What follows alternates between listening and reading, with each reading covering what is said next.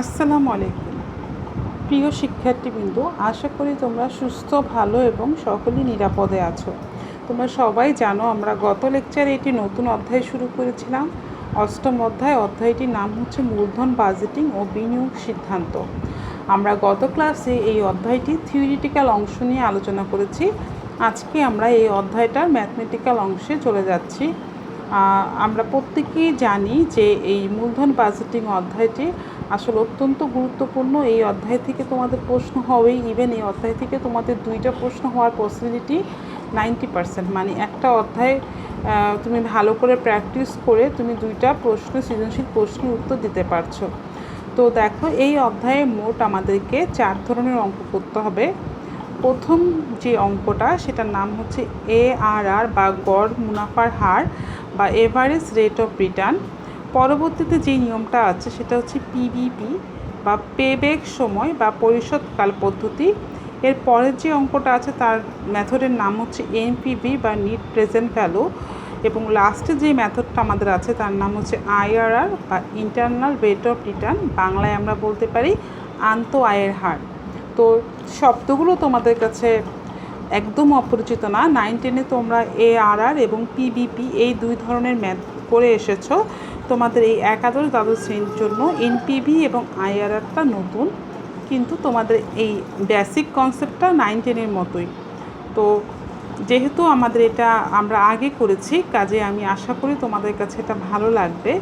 তো এই অধ্যায়ের অঙ্ক যাওয়ার আগে আমি তোমাদেরকে এই অধ্যায়ের একটা বেসিক জিনিস বা বলতে পারো কমার্সের স্টুডেন্ট হিসাবে তোমাদের সারা জীবনই এই ছকটা বা এই জিনিসটা মনে রাখা লাগবে। কারণ এই যে মূলধন বাজেটিংয়ে যে অঙ্কগুলো এখন আমরা করছি, এগুলো আমাদের নবম শ্রেণী থেকে শুরু করে একদম MBA পর্যন্ত প্রতিটি শ্রেণীতে যেখানে তুমি ফিনান্স পাবে, দেখবে যে তোমাকে এই অঙ্ক ঘুরে ফিরে করাই লাগছে। ইভেন তুমি যদি কোনো টিচিংয়ে আসতে চাও, কোনো জব ইন্টারভিউ দিতে যাও, দেখবে যে তোমার এই অধ্যায় থেকে তোমাকে প্রশ্ন করা হবেই, সেটা রিটেনই হোক বা তোমার ভাইভাতেই হোক। কাজে এই অধ্যায়টি অত্যন্ত গুরুত্বপূর্ণ।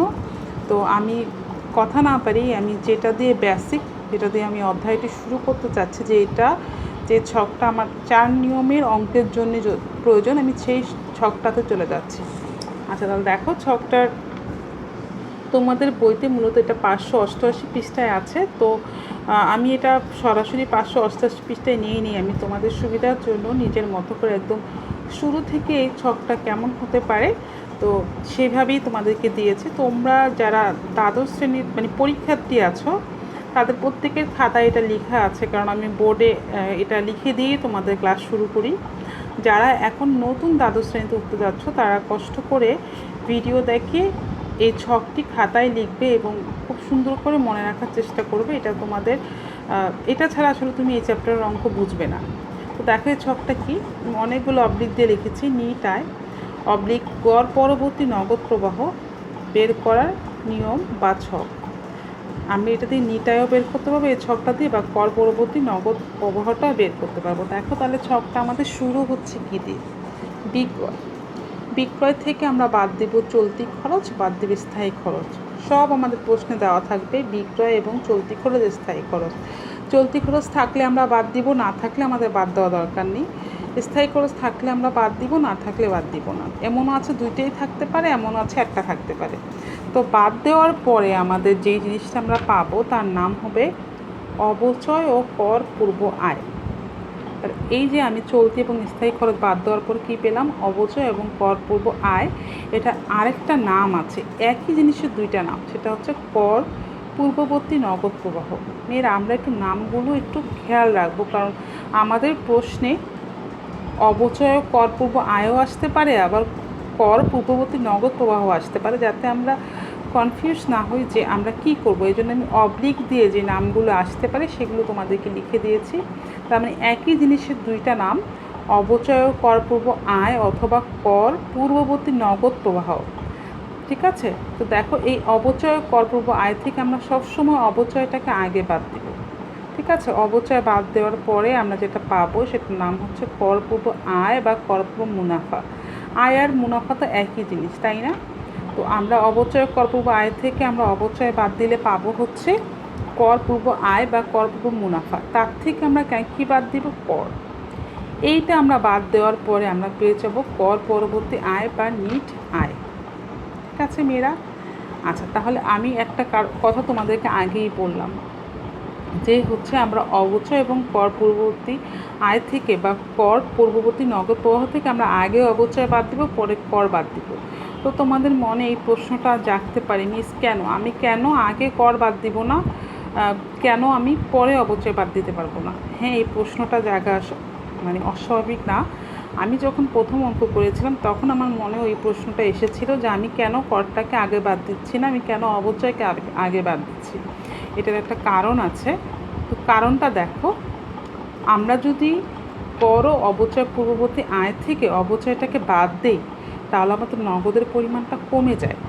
ঠিক আছে? যেমন ধরো এখানে যদি আমাদের 5,000 টাকা নগদটা হয়, এখান থেকে যদি আমরা অবচয়টা ধরো 500 টাকা অবচয় বাদ দিই তাহলে আমাদের এখানে হবে কত? 4,500। তো আমরা অবচয় বাদ দিলে আমাদের সরকারকে করযোগ্য যে আয়টা সেটা কী হয়? আমাদের কমে যায়। এই জন্য আমরা সারা জীবন ব্যবসার ক্ষেত্রে আগে অবচয় বাদ দিই, পরে কর বাদ দিই আমাদের করের হারটাকে কমানোর জন্য। তো আমরা যদি আগে কর বাদ দিয়ে দিই তাহলে আমাদেরকে বেশি কর দিতে হবে, মানে আমাদেরকে পুরো 5,000 টাকার উপর কর দিতে হতো, কিন্তু আগে অবচয় বাদ দেওয়ার কারণে আমাদেরকে এখন 4,500 টাকার উপরে কর দিতে হবে। তাহলে কেন আমরা আগে অবচয় বাদ দিচ্ছি? কারণ আগে অবচয় বাদ দিলে আমাদের করযোগ্য যে মুনাফাটা বা কর পূর্ব যে আয়টা সেটা কমে যায়, এই কারণে আমাদেরকে করটা কম দিতে হয়। তাহলে মেয়েরা বুঝতে পেরেছো তোমরা? যেহেতু আমি এখানে দেখো তোমাদেরকে সুবিধার জন্য দেখিয়ে দিচ্ছি যে আমাদের অবচয় কর পূর্ব আয় যদি ধরলাম আমরা উদাহরণস্বরূপ 5,000 টাকা, এখান থেকে যদি আমরা অবচয় 500 টাকা বাদ দিই তাহলে আমাকে কর দিতে হবে 4,500-র উপরে। আর যদি আমি অবচয়টা বাদ না দিতাম তাহলে আমাকে কর দিতে হতো 5,000 টাকার উপরে। তো 5,000 টাকার উপরে কর দিলে সেই করের অ্যামাউন্টটা অবশ্যই আমার 4,500 থেকে বেশি আসতো। এই কারণেই যে কোনো ব্যবসায়ী কর দেওয়ার পূর্বে আগে অবচয়টাকে বাদ দেয়, পরবর্তীতে করটাকে বাদ দেয় যাতে তার করটা কম আসে বা গভর্নমেন্টকে কর কম দিতে হয়। আচ্ছা, তো এইটা বাদ দেওয়ার পরে আমরা যেটা পাবো তার নাম হচ্ছে নিট মুনাফা। তো নিট মুনাফা বা নিট আয় বা কর পরবর্তী আয় বা কর পরবর্তী মুনাফা, এই চারটা শব্দই এক। নিট আয়, নিট মুনাফা, কর পরবর্তী আয় এবং কর পরবর্তী মুনাফা, চারটা একই শব্দ এবং চারটা শব্দই আমরা শিখে নেব যাতে পরীক্ষায় যে কোনো একটা আসলে আমাদের বুঝতে অসুবিধা না হয় যে আমাদের প্রশ্নে কী এসেছে। আচ্ছা, তো আমরা পেয়ে গেলাম এখান থেকে নিট আয়।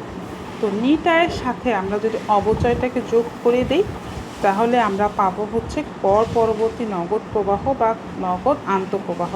তোমরা একটা জিনিস খেয়াল করেছো যে আমরা এই পর্যন্ত বিক্রয় থেকে শুরু করে যতগুলো আইটেম আমাদের এসছে সব আমরা বাদ দিয়েছি, লাস্টে এসে আমরা অবচয়টাকে নিট আয়ের সাথে যোগ করছি।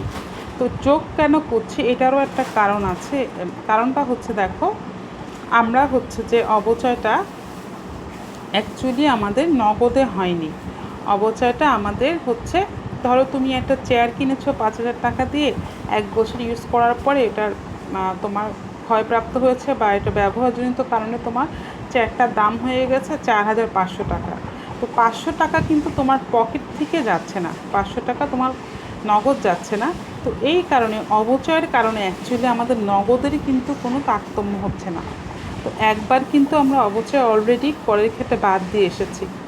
আবার যদি আমরা এইখানে অবচয়টাকে বাদ দিই নিট মুনাফা থেকে তাহলে আমাদের নগদটাকে কম দেখানো হবে।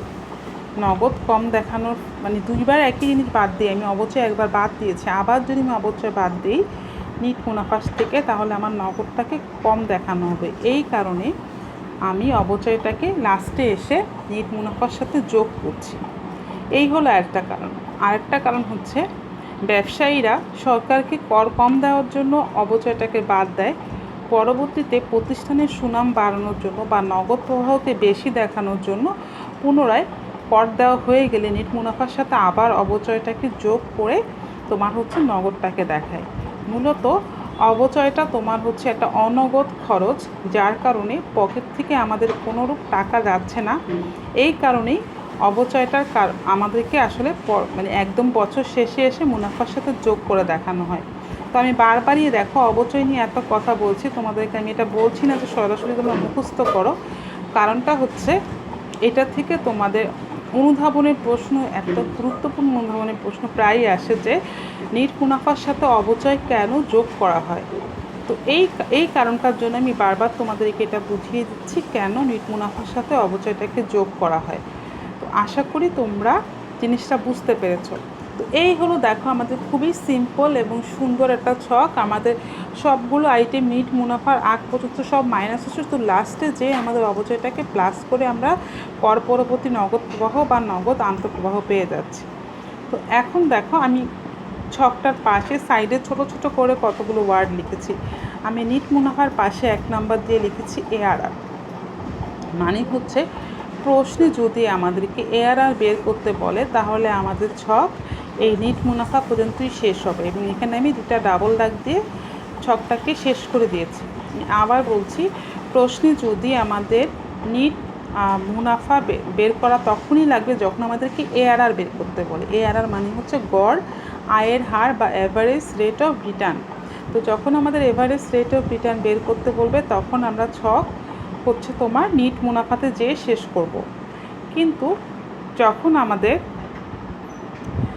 যখন আমাদের হচ্ছে পিবিপি বা পেব্যাক পিরিয়ড বা এনপিভি বা নিট প্রেজেন্ট ভ্যালু বা আইআরআর বা ইন্টারনাল রেট অফ রিটার্ন বা আন্ত আয়ের হার, এই 3টা নিয়মের অঙ্ক আসবে, তখন আমাদের ছকটাকে টেনে নগদ প্রবাহ বা ক্যাশ ফ্লো পর্যন্ত বের করতে হবে। মানে জাস্ট একটা স্টেপ বেশি তুমি নিট মুনাফার সাথে অবচয়টা যোগ করে দিয়ে তোমার এই তিন নিয়মের অঙ্ক করতে হবে।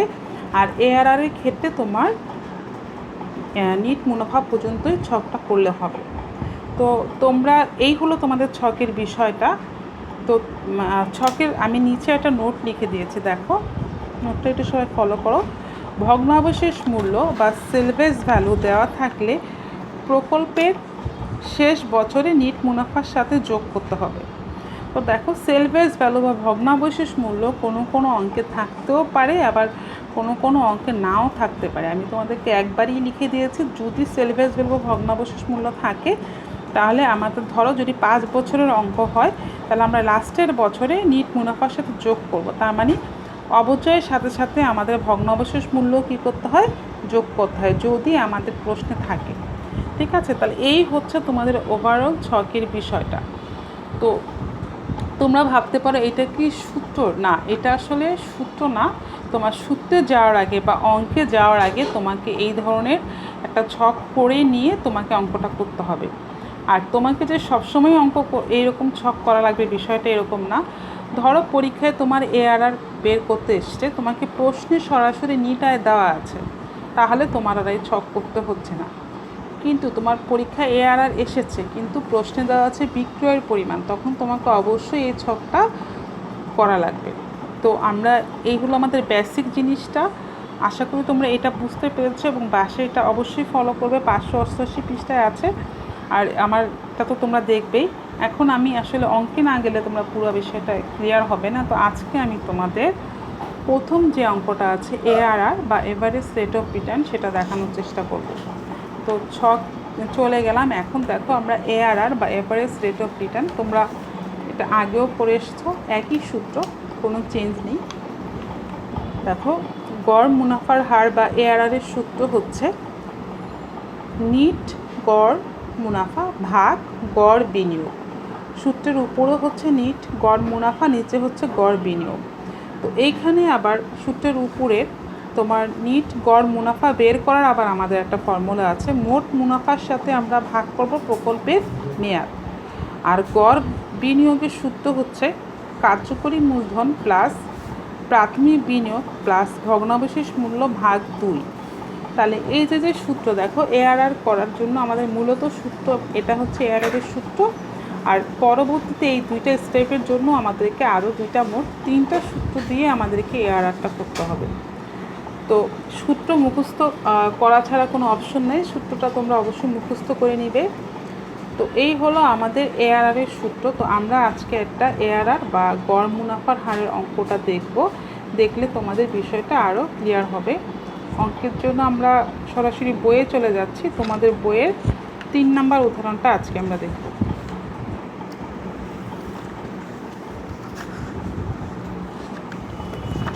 দেখো বইয়ের হচ্ছে 590 পৃষ্ঠায়। তো আমার বইটা ওল্ড এডিশন, বাসায় যেটা আছে, নতুন বই নেই। তো তোমাদের পৃষ্ঠার তারতম্য হলেও প্রশ্ন একই থাকবে। নতুন বইতে শুধুমাত্র নতুন বোর্ড প্রশ্নগুলো দেওয়ার কারণে পৃষ্ঠাটা চেঞ্জ হয়ে গিয়েছে। তো আমরা উদাহরণ 3 করব, যেটা তোমাদের বইয়ের উদাহরণ 3। তো আশা করি সবাই মনোযোগ দিয়ে শুনবে এবং বুঝতে পারবে। আমি প্রশ্নটা পড়ছি, দেখো। এখানে বলেছে স্কয়ার কনজিউমার প্রোডাক্টস লিমিটেড বাংলাদেশের ক্রেতাদের ভোগ্যপণ্য সরবরাহের ক্ষেত্রে একটি বিশ্বস্ত কোম্পানি। তারা অন্যান্য পণ্যের পাশাপাশি বাজারে বোতলজাত ডাবের পানি বিক্রয়ের জন্য একটি প্রকল্প গ্রহণ করতে চায়। আয় ব্যয় প্রাক্কলন করে দেখা যায় 4 বছর মেয়াদী এই প্রকল্পের প্রাথমিক বিনিয়োগ 1.5 লক্ষ টাকা এবং বিক্রয়ের পরিমাণ যথাক্রমে 1.5 লক্ষ, 2.7 লক্ষ, 2.5 লক্ষ এবং 2.7 লক্ষ। তো দেখো, এই যে দশমিক দিয়ে আসলে আমরা কি বোঝাচ্ছি, দশমিক দিয়ে আসলে বোঝাচ্ছি লক্ষের পরে হাজারটা। মানে যদি 2.5 লক্ষ থাকে তাহলে বুঝতে হবে যে তোমার 2,50,000। যদি 1.7 লক্ষ থাকে তোমাকে বুঝতে হবে 1,70,000। যদি 1.5 লক্ষ থাকে তাহলে তুমি কি বুঝবা, 1,50,000। 2.7 লক্ষ থাকলে বুঝবে 2,70,000। আমাদের প্রশ্নটাকে যাতে বড় না হয় এই কারণে আসলে প্রশ্নগুলোতে দশমিক দিয়ে লেখে। আর তোমরা অঙ্ক করার সময় এইভাবে দশমিক দিয়েও লিখতে পারবে বা পূর্ণ সংখ্যায় লেখাটাই তোমাদের জন্য বেটার, ভুল হওয়ার পসিবিলিটিটা কম থাকবে। আচ্ছা, তো এগুলো হচ্ছে আমাদের বিক্রয়ের পরিমাণ দেওয়া। আর কিছু চলতি খরচ আছে, বিক্রয়ের 40%। আর চলতি খরচের পাশাপাশি স্থায়ী খরচ বাবদ প্রতি বছর 30,000 টাকা ব্যয় করা হয়। কোম্পানির কর হার 50%। দেখো এরকম একটা অঙ্ক যেখানে বিক্রয় দেওয়া আছে, আমাদের স্থায়ী খরচ দেওয়া আছে, চলতি খরচ দেওয়া আছে এবং করের হার দেওয়া আছে। তো আমাদেরকে করণীয় ক নাম্বারে বের করতে বলেছে গড় মুনাফার হার নির্ণয় করো। এবং খ নাম্বারে দেওয়া আছে স্কয়ার কনজিউমার লিমিটেডসের মূলধন বাজেটিংয়ের কৌশল হিসেবে গড় মুনাফার হার পদ্ধতি কতটুকু ফলপ্রসূ হবে তা বিশ্লেষণ করো। আমরা খ নাম্বারে পড়ে যাচ্ছি, আমরা ক নাম্বারে আগে করে নিচ্ছি যে গড় মুনাফার হার নির্ণয় আমরা কিভাবে করব। দেখো, একটা জিনিস তোমাদেরকে আমি আগেই বলে এসেছি যে আমরা প্রশ্ন পেয়ে দেখব আমাদের প্রশ্নে কি দেওয়া আছে। আমাদের প্রশ্নে দেওয়া আছে একদম বিক্রয় থেকে, কিন্তু গড় মুনাফা বের করার জন্য আমাদের যেটা দরকার সেটা হচ্ছে নিট আয়। তাহলে আমাদেরকে কী করতে হবে, সবার আগে হচ্ছে নিট আয়টা বের করে নিতে হবে, দেন আমাদের সূত্রে যেতে হবে। তো নিট আয় বের করার জন্য আমাদের সেই ছকটা বললাম যে এই চ্যাপ্টার বেসিক, সেই ছকটাতে আমাদের যেতে হবে। তো দেখো ছকটাতে একটা জিনিস খেয়াল করে দেখো, তোমাদের বইতে একটা সলিউশন দেওয়া আছে 591 পৃষ্ঠায়। ছকটাতে প্রথমেই বলেছে প্রকল্পটির গড় মুনাফার হার নির্ণয় করার পূর্বে আমাদেরকে নিট আয় নির্ণয় করতে হবে। তো নিট আয় নির্ণয় করার জন্য ছকে যেতে হবে। তো দেখো ছকের শুরুতেই অবচয়টাকে বের করে নিয়েছে। তো এটা তোমরা দুইভাবে করতে পারো, একটা হচ্ছে ছকের শুরুতেই বের করতে পারো অথবা ছকটা শেষে নোট আকারে তোমরা নিচেও অবচয়টা বের করতে পারো। কারণ অবচয় ছাড়া তুমি হচ্ছে এই ছকটাকে কমপ্লিট করতে পারবে না, আর বাদ বাকি সব তোমার প্রশ্নেই দেওয়া থাকবে। এখন দেখো অবচয় আমরা কীভাবে বের করব। অবচয় বের করার জন্য আমাদের একটা সূত্র হচ্ছে প্রকল্পের ব্যয় মাইনাস ভগ্নাবশেষ মূল্য ভাগ প্রকল্পের মেয়াদ। তার মানে প্রকল্পের ব্যয় বা ভগ্নাবশেষ মূল্যটা আমরা বাদ দিব, আর নিচে আমাদের হবে প্রকল্পের মেয়াদ। এই অবচয়ের আমাদের একটা সূত্রই আছে, অবচয় আমাদের এই চ্যাপ্টারে লাগছে, এই সূত্রটা আমাদের মুখস্থ করতে হবে।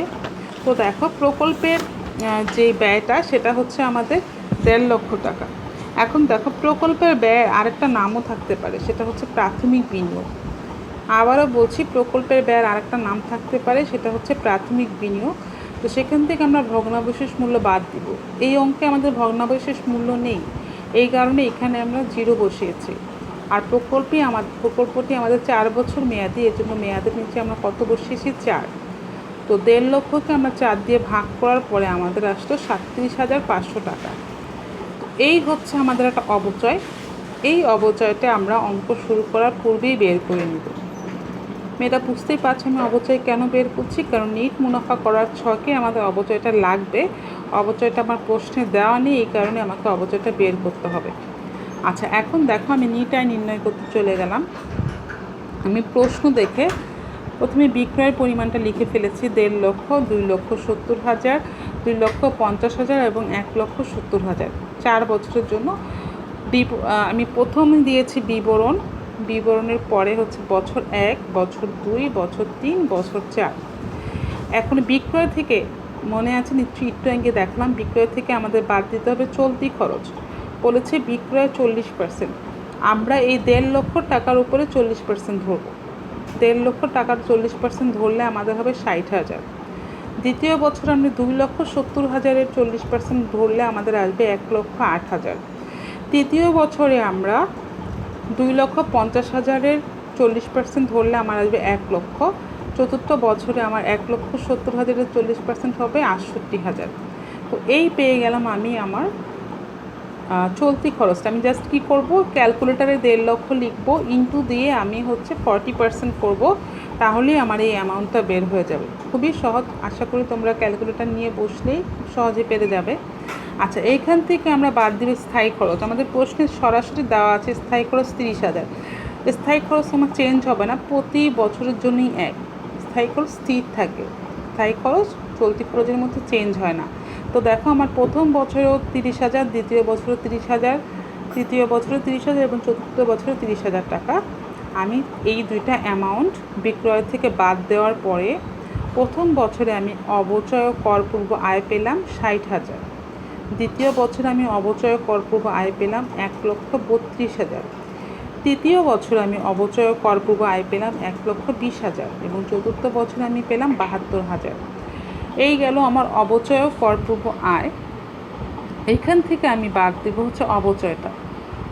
এই যে একটু আগে আমি বের করে নিয়েছি, দেখো নোট আকারে 37,500। এটা আমার প্রতিটা বছরের জন্য আমার অবচয়টা একই হচ্ছে, সেটা হচ্ছে তোমার 37,500 টাকা। এখান থেকে হচ্ছে আমি বাদ দিব কর আমার প্রশ্নে দেওয়া হচ্ছে 50%, মানে হচ্ছে আমার এই 22,500 50% করলে 11,250, 94,500 50% করলে 47,250, 82,500 50% করলে 41,250 এবং চতুর্থ বছরে 34,500 50% করলে 17,250। তো এই হলো আমি কি করলাম, করপূর্ব আয় থেকে করটাকে বাদ দিলাম। আচ্ছা, যেহেতু আমি 50% বাদ দিয়েছি, তাহলে আমার পরের অ্যামাউন্টটা কিন্তু সেম, মানে আমাকে আর পুনরায় ক্যালকুলেশন করতে হচ্ছে না, কারণ আমি একটা অ্যামাউন্টের 50% বাদ দিয়ে দিলে যেই অ্যামাউন্ট আমি বাদ দিয়েছি পরবর্তী লাইনে দেখো আমার একই উত্তর এসেছে। 11,250, 47,250, 41,250 এবং 17,250। মেয়েরা, এই অঙ্কগুলো একটু বড় হয়, আমাদেরকে একটু ধৈর্য নিয়ে করতে হবে, কিন্তু অঙ্কগুলো বুঝতে পারলে খুবই সহজ। তো কাজেই আমাদেরকে একটু ধৈর্য ধরে অঙ্কগুলো করতে হবে। তো দেখো আমরা মাত্র কী বের করেছি, নিট আয় বের করেছি। নিট আয় বের করার পরে আমাদেরকে চলে যেতে হবে ARR বের করার জন্য। তো ARR-এর জন্য আমার মূল সূত্র হচ্ছে একটা, কিন্তু আমাকে ওই একটা সূত্রের জন্য আবার দুইটা বিষয় বের করে এনে সূত্রে বসাতে হবে। দেখো ARR-এর সূত্র হচ্ছে গড় নিট আয় ভাগ গড় বিনিয়োগ। গড় নিট আয় ভাগ গড় বিনিয়োগ। তাহলে এতক্ষণে নিশ্চয়ই তোমরা বুঝতে পেরেছো আমরা কেন নিট আয়টা বের করেছি। আমরা নিট আয় এজন্যই বের করেছি কারণ ARR-এর সূত্রের উপরেই আছে গড় নিট আয়। আবারও বলছি, আমরা কেন নিট আয় বের করেছি, কারণ ARR আমাদেরকে বের করতে বলেছে, আর ARR বা গড় আয়ের হারের সূত্রের উপরেই আছে আমার গড় নিট আয়। এই কারণেই আমি নিট আয়টা বের করেছি। তাহলে দেখো গড় নিট আয়টা আমি কীভাবে বের করবো। আমরা ছোটোবেলার থেকেই জানি যে কোনো কিছুর গড় করতে হলে আমরা যতগুলো সংখ্যা আছে সবগুলো সংখ্যাকে যোগ করে যতটা নাম্বার ঠিক তত নাম্বার দিয়ে ভাগ দিই। দেখুন এখানে 4 বছরের অঙ্ক, তাহলে আমি প্রথম বছরে 11,250, দেখো আমি ছক থেকে নিচ্ছি অ্যামাউন্টগুলো। 11,250, 47,250, 41,250 এবং 17,250। এটা আমি ছকের থেকে নিচ্ছি এই অ্যামাউন্টগুলো। তো দেখো এই অ্যামাউন্টগুলো আমি কি করে দিচ্ছি, যোগ করে দিচ্ছি। যোগ করে আমি 4 দিয়ে ভাগ করছি। কেন ভাগ করছি 4 দিয়ে? আমার অঙ্কের প্রকল্পের মেয়াদ 4 বছর। 1 2 3 4 ভাগ করার পরে আমি খুব সহজেই 29,250 টাকা পেয়ে গেলাম, যেটা হচ্ছে আমার গড় নিট আয়। এটা আমার সূত্রের উপরে বসবে। আশা করি বুঝতে পেরেছ। এখন দেখো সূত্রের নিচে আছে আমাদের গড় বিনিয়োগ। গড় বিনিয়োগটা আমাদের অনুরূপভাবে বের করে নিতে হবে।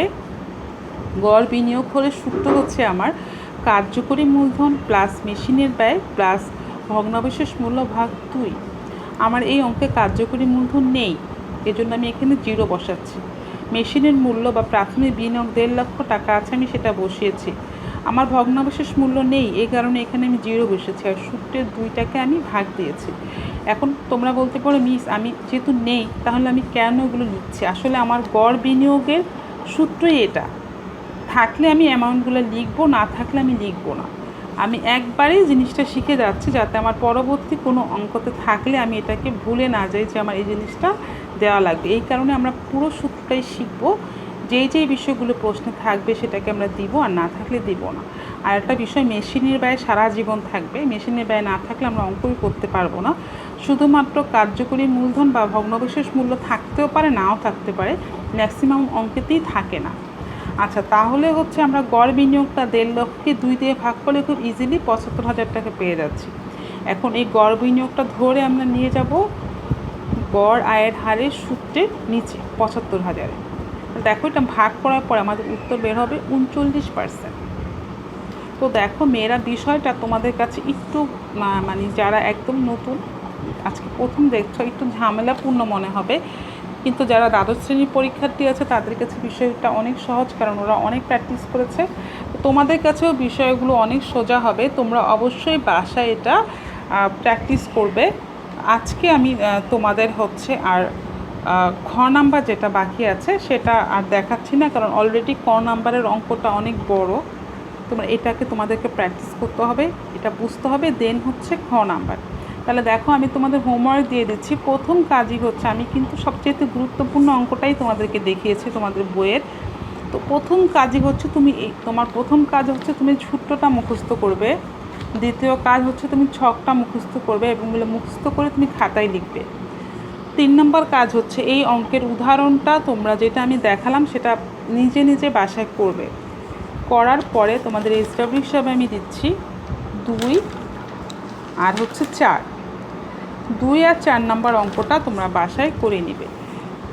অবশ্যই বইয়ের হেল্প নিবে, আর সমস্যা হলে আমাকে জিজ্ঞেস করবে। আমি চেষ্টা করব আগামী ক্লাসে তোমাদের এই অধ্যায়ের উপরে, এই অঙ্কের উপরে আরেকটা ক্লাস নিতে, কারণ এগুলো একটু বড় অঙ্ক এবং তোমরা প্রথম করছো কলেজের ক্লাসরুম ছাড়া, কাজে এটা আরেকবার দেখতে হবে। তো আশা করি তোমরা আজকের লেকচারে সাহায্য নিয়ে সবাই এই অঙ্কগুলো বাসায় করার চেষ্টা করবে। সবাই ভালো থাকবে, সুস্থ থাকবে এবং নিরাপদে থাকবে। আল্লাহ হাফেজ।